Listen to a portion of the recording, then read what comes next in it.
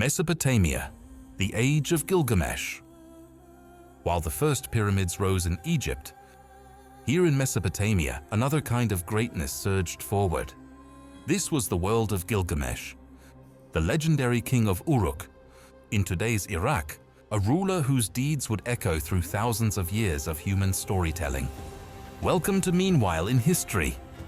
Around 2600 to 2700 BCE, Uruk stood as one of the largest, most powerful cities on Earth, protected by colossal walls said to be built under the command of King Gilgamesh. Inside these walls lay a thriving world: temples, workshops, canals, bustling marketplaces, and towering over it all, the great ziggurat of the goddess Inanna. The earliest stages of the ziggurat date to around 3300–3100 BCE, but its most monumental form was built later, by the time of legendary King Gilgamesh, and it was already a towering spiritual center. While legends would later paint Gilgamesh as part god, part hero, here he was, a living Sumerian king, overseeing a city at the height of its power. Including in the lands ruled by Gilgamesh, massive ziggurats were rising. Workers climbed steep ramps with baskets of mud brick. Foremen shouted orders. Sledges creaked. Dust filled the air as bricks were stacked into towering terraces. These temples were not tombs. They were stairways to the heavens and affirmed their divine right to rule. Below the temple, scribes pressed reed styluses into wet clay, recording everything: taxes, grain shipments, royal decrees, star charts, laws, contracts, temple offerings. It was in cities like Uruk that writing truly flourished, and where the earliest stories of Gilgamesh himself began their long and winding path toward myth.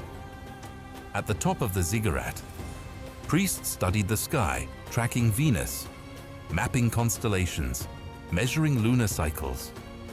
It was a cosmic observatory. In this world, astronomy was a sacred science. Their observations shaped agriculture, religion, and politics.